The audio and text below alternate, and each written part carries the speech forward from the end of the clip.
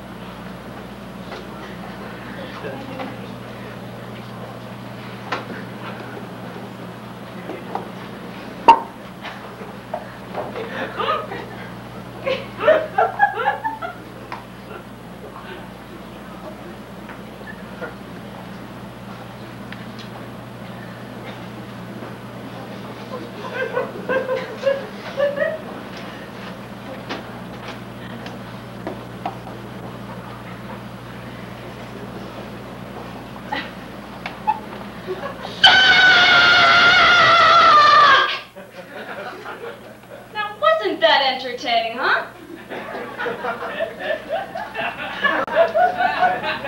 Well, I've been doing comedy for about 3 years in Boston, so I've watched a lot of comedy, and I've done a little analysis of the content of what I've seen, and I find that most of the comedy falls into 4 categories.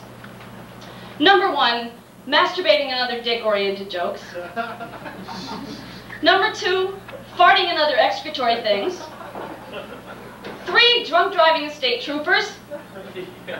And number 4, killing your wife, girlfriend, mother, or any other woman who happens to be around. So with this in mind, I've created this character called Lois. This is lowest common denominator.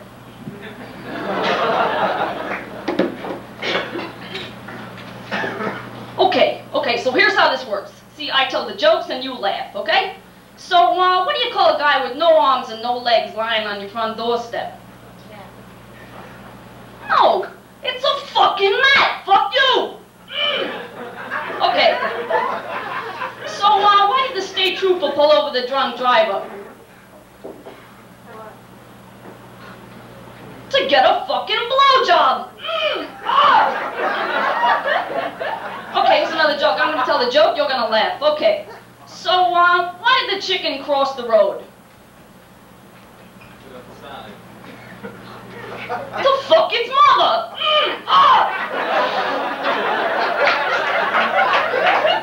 There it was, ladies and gentlemen. It's a tribute to Boston comedy.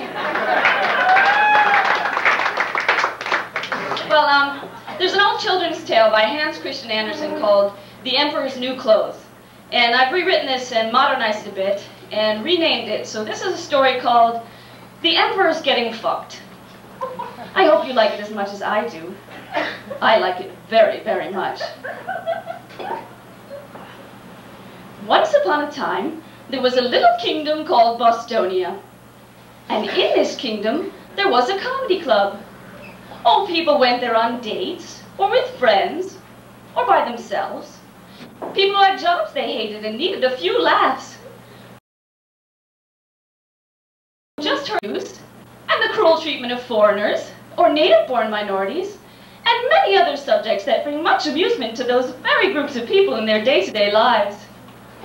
Oh, they heard how funny Ted Bundy was when he was dismembering real women.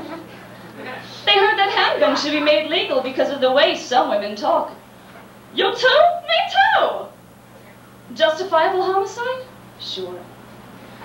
Well, they heard how funny it is to fuck your own grandmother in the eye socket. Well, everybody laughed because they thought they were supposed to. The media called it entertainment. Of course, most of these comedians were men. One day, a woman came into the club. She was a little angry, and she said, "I will not fight all the other women in this town for the one token spot you men are willing to concede. You can take your fucking token and stuff it in the tea." Obviously, I didn't suck enough cock around this town, but you know, I don't think you really wanted me to. You'd rather suck each other off. So why don't you just fucking do it and get it off the stage, because I'm tired of watching. And I'm tired of jokes like, women, you can't live with them and you can't get them to the dumpster in one piece without someone getting suspicious. What the fuck is that? That's not comedy, that's fascism. If you hate women, why don't you stop fucking us, huh? You're not up here to entertain the audience anyway. You're just whacking each other up. So why don't you just go in the back room and stick your fists up each other's asses, because that's what you really want. And by the way, Lenny Bruce didn't die for you, Mark Maron, so don't be so self-centered. Thank you.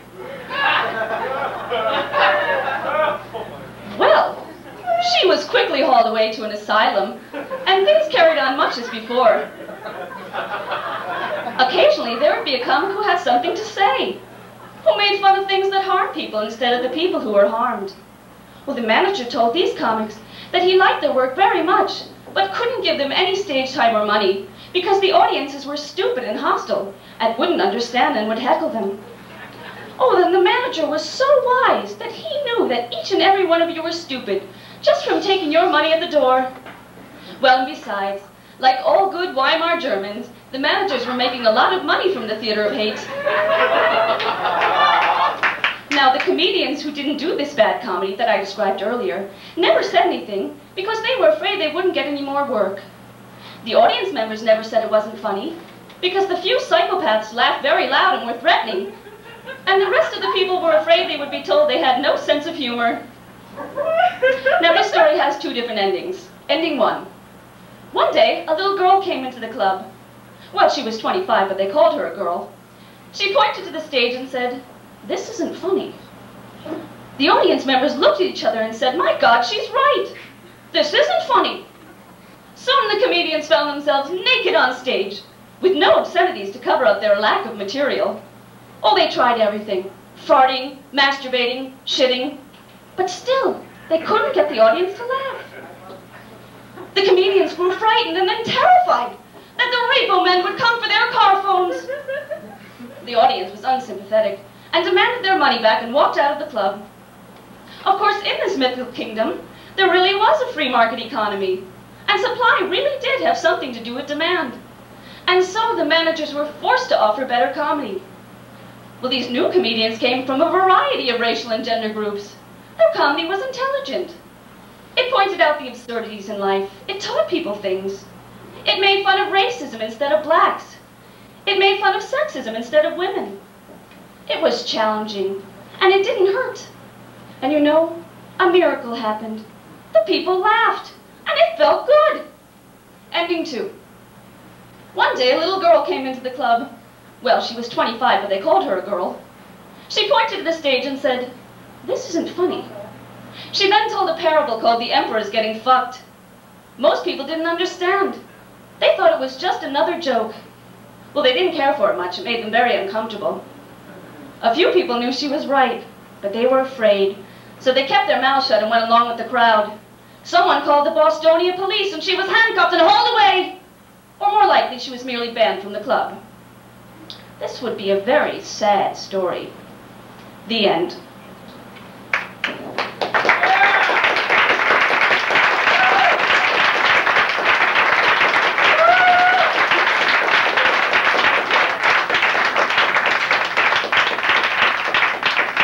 Got what I said because it wasn't a children's story. It's what's really happening in comedy today. And it isn't funny. Thank you.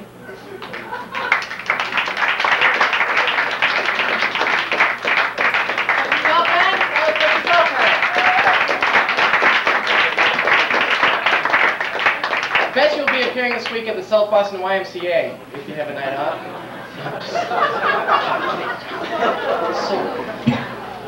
And now for the rebuttal.